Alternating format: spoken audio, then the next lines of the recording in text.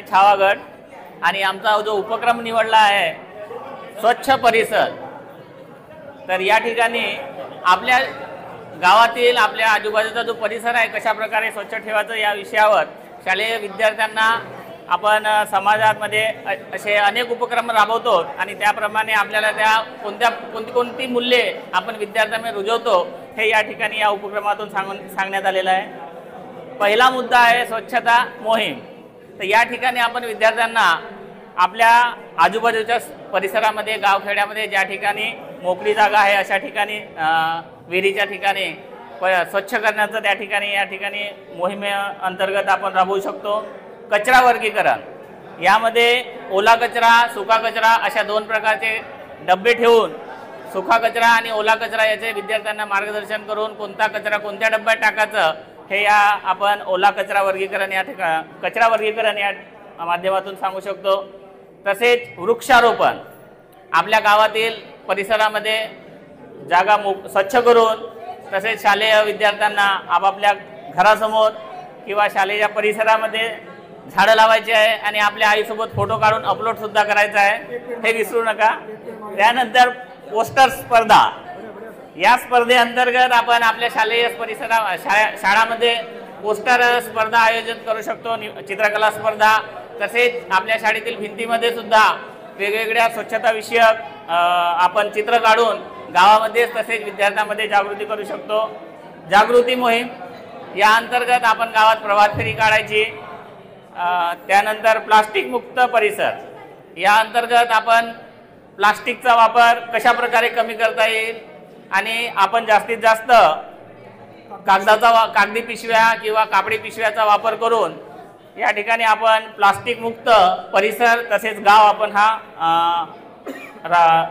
स्वच्छ करू शकतो। आणि विद्यार्थ्यांना शेवटचा आहे स्वच्छतेवर शपथ वाचन।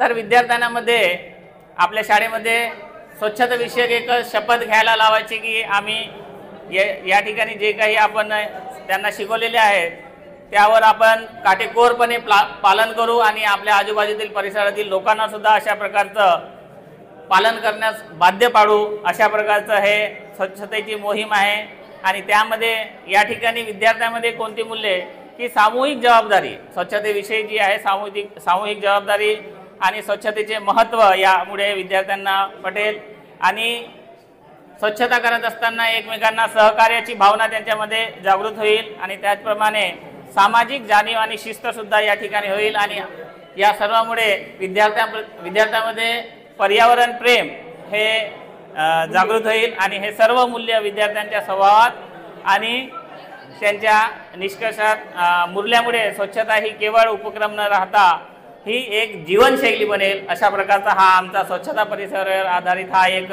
उपक्रम आहे।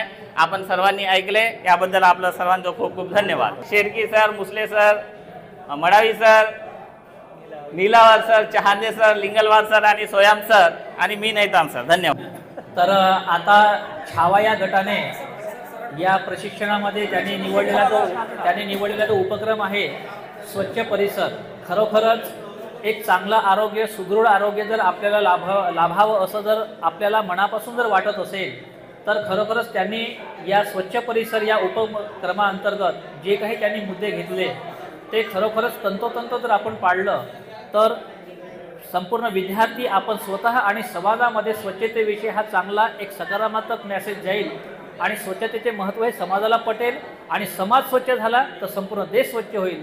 म्हणजे देशाला किंवा राज्याला स्वच्छतेसंदर्भातल्या नवीन जे मोहीम आहेत त्या राबवण्याची गरज पडणार नाही असं मला वाटतं।